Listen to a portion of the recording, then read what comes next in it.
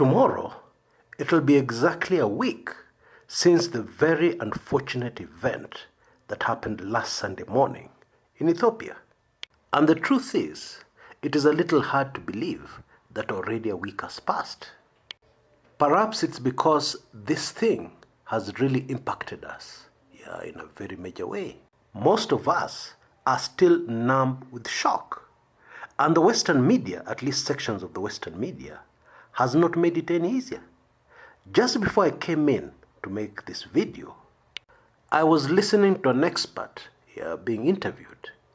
And yet again, I heard the expert saying, because we've had this rhetoric very many times. Yet again, I heard him saying that we should consider that in the Ethiopian case, the pilot was only 29 years old, and the first officer had only 200 hours, flight time to his name. He, of course, conveniently, omitted to talk about the captain's flight hours, and went straight for his age.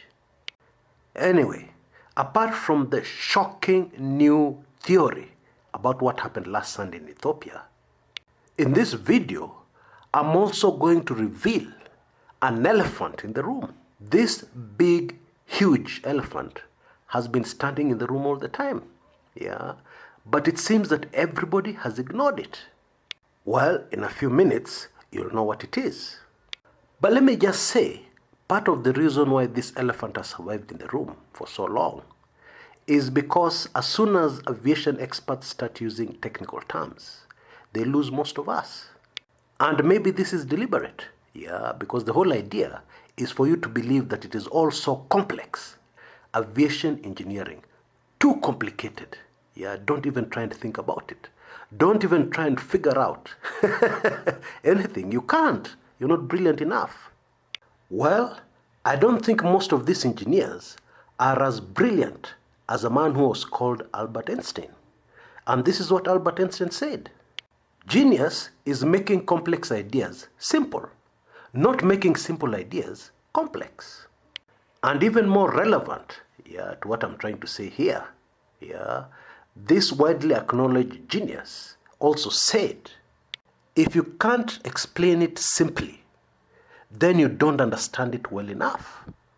And I guess that applies even to the most complex things you can think about. If you can't explain it simply, then definitely you don't understand it well enough. Anyway, let's get right down to it.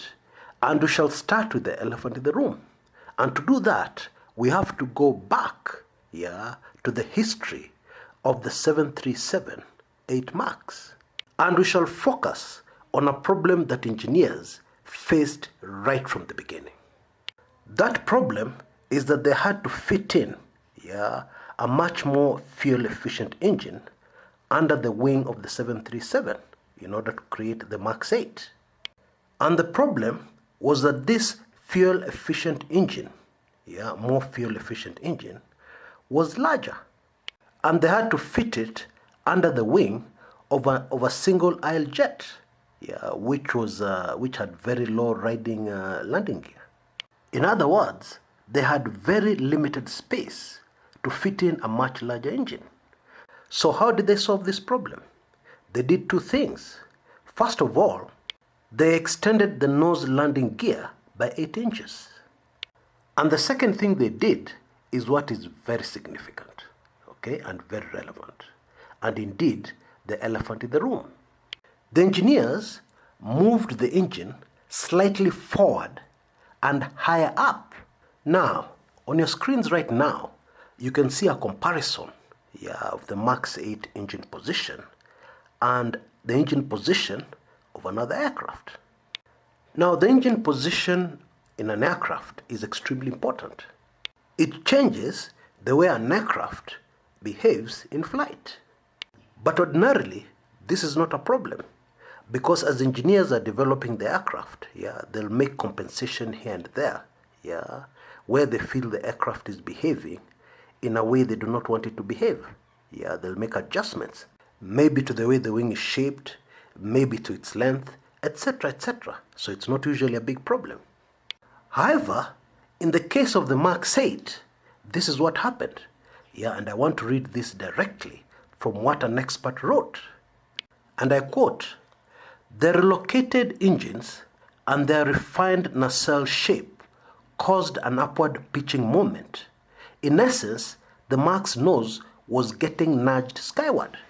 And so, Boeing quietly added a new system to compensate for some unique aircraft handling characteristics during its Part 25 certification and help pilots bring the nose down in the event that the jet's angle of attack drifted too high when flying manually, putting the aircraft at risk of stalling." Now let's simplify this, and let's start by defining what stall is.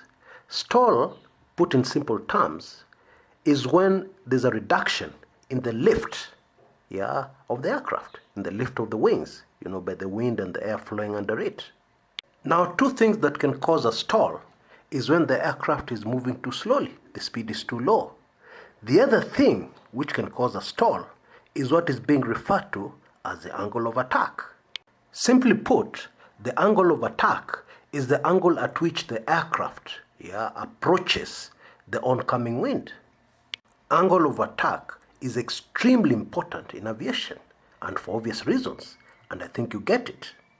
Now, for example, if the nose of the aircraft is pushed up too high, in technical terms that would be called an angle of attack that is high, then the aircraft can stall. And I believe you can see a diagram on your screens right now demonstrating that, the movement of air around the wing. So the long and short of it is that the angle of attack must be at an angle or within parameters that will allow the flow of air such that a lift is maintained in the aircraft which is flying through the air. And so let's come back to the Max 8. Now, and this is very significant, it appears that this problem was noted very late in the development stage, because we are told the MCA's maneuvering characteristics augmentation system to correct this problem of the nose pitching up was introduced in Part 25 certification. That was very late, which suggests the problem was noted very late, which also suggests that this is not something that occurs all the time, because of course it depends on wind speeds, conditions, etc., etc., which in my view is dangerous. Why? Because it means it can occur anytime without warning, unexpectedly. So unexpectedly that maybe a pilot would not have time to react and correct the situation. Now, fascinatingly, if you look at it that way, the introduction of the MCAs makes perfect sense. It was to protect the aircraft from this danger, so that when the nose up happens, suddenly, the MCAs automatically and suddenly, correct the situation, even before the pilot is aware of what's happening. So what happens is that this danger comes, the plane pitches nose up, automatically the MCAs take the nose of the plane down, and then the pilot reacts by straightening the plane, and then the new angle of attack should be okay to keep the aircraft in the air, and all is good up to there. Now here's where the huge problem comes in. You're a pilot and you have no idea about these MCAs and how they work.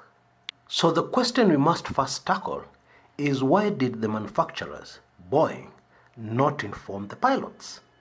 Now my research has unearthed different answers from different sources. Number one, it was believed that the pilot would not even notice. And the second one is that the manufacturers did not want to load, especially new pilots, with too much information. Both those responses don't make any sense to me. Maybe you can assist me so that they make sense to me. But from where I sit, they don't make any sense. Now let's look at this thing from a commercial point of view. You're in business, you're manufacturing aircrafts, and you've already developed this new aircraft. You spent millions of dollars to reach a certain stage, and then you discover this problem. You have a decision to make. Either you ditch the entire project and lose all those millions of dollars and you go back to the drawing board, or you do what Boeing did and you try and manage the situation. Now, in my view, this is the reason why the world should have a strong argument for not allowing a major manufacturer of aircrafts to be a private enterprise, dependent on profits. Because you can clearly see the danger of having an aircraft manufacturer in private business. Clearly, it is very, very dangerous to have a manufacturer of aircrafts in the business of making profits. That is really what it is. Anyway, we'll now go to part 2 of this video, where I'll give you a theory, a very chilling theory, of what may have happened in Ethiopia last Sunday. I hope we're all now ready for that part 2, because we have identified the elephant in the room. It is now very clear to us why the MCAs were introduced. Because without them, this aircraft is not safe. That's really what it is. See you shortly in part 2 of this video. Melania Trump, wife of United States of America President Donald Trump, recently visited a very beautiful country called Kenya. And of course, what attracted headlines right across the world was a baby elephant charging at the American First Lady. In sharp contrast, her host, Kenya's First Lady, Margaret Kenyatta, was bang in the middle of the elephants, petting them, feeding them, and she had no problem whatsoever. No elephant charged at her. Now, this is a mystery until you carefully observe video footage of exactly what went down. And so, let's do that together. Now, just before the baby elephant charged, you will notice that Melania Trump hesitated twice, before she went ahead and approached the elephant. Now, that hesitation, more than once, suggests fear. Now, what usually happens when we're scared? The body produces something called adrenaline. Now, those who understand animals will tell you that the last thing you want to do is to approach any animal with adrenaline flowing. It's a big no-no. Why? Because animals can sense it. And they usually can sense it from quite a distance, let alone somebody who's so close. And when they sense it, they'll get aggressive. Actually, animals are wired like this as a safety mechanism. To an animal, somebody close to them with adrenaline flowing is going to attack.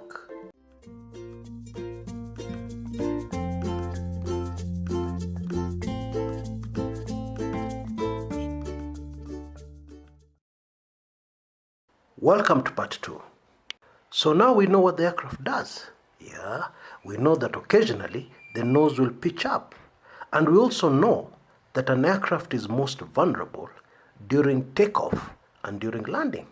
That is when the angle of attack is critical. Because the higher up you are in the air, the more time you have to correct any problem. The closer you are to the ground, or the closer you get to the ground, the less time you have to correct any problem that may arise. Now, we have been told by very many experts, the right way to correct this problem is to switch off the system. Switch off the MCAs, and we have been told exactly how it is done. However, we now understand why the system is there in the first place. So the question we must ask is, how will the aircraft behave without the MCAs? Because the MCAs were put there to protect the aircraft. Is it possible that the aircraft will pitch up in such a way that the pilot will not be able to control the aircraft? That is a question for the experts, and especially the engineers at Boeing. Because the answer to that question seems to be yes. Because why insist on installing the MCAs to make the aircraft safer? And even more telling, why introduce this during a stage of certification? Because it would suggest, it would seem that without this system, then maybe the certification would not have been given. What if in Ethiopia on Sunday morning, the pilot grappled with the aircraft? It's going nose down, it's trying to take it up, it's going nose down, it's trying to take it up, and then finally, the pilot switched off the MCAs. And when he switched off the MCAs, the aircraft became uncontrollable. Now on your screens right now, you can see the flight path of the ill-fitted aircraft. And you can clearly see that it supports this theory, because the last climb looks very steep. You can see that very clearly. And after this steep climb, that was the last climb of the aircraft. After that, it does not climb any higher. And the graph suggests a stall. And then the Ethiopian Airlines flight disappeared from radar. It fell from the sky. You know, I'm one of those people who believe that the Ethiopians made a very smart decision to ensure that the black box never went anywhere near the United States, the country of origin of Boeing aircrafts. Because we all know how brutal the corporate world is. People want to protect their businesses at all costs. And if this involves not giving people enough information or hiding information, then so be it. That's what any corporate boss would do. However, in this case, this is a very serious matter because it involves the loss of life over hundreds of people. My prayer is that whatever the consequences, even if thousands of jobs are going to be lost, it is very important that the truth and the whole truth comes out. But already you can tell there are some very ugly truths in this very sad story. And although Boeing makes a lot of money from defense contracts, military contracts, it is obvious that the 737 MAX is a very important part of its profits. Indeed, it has been the fastest selling aircraft in history. Until next time, this is Chris Kumekucha.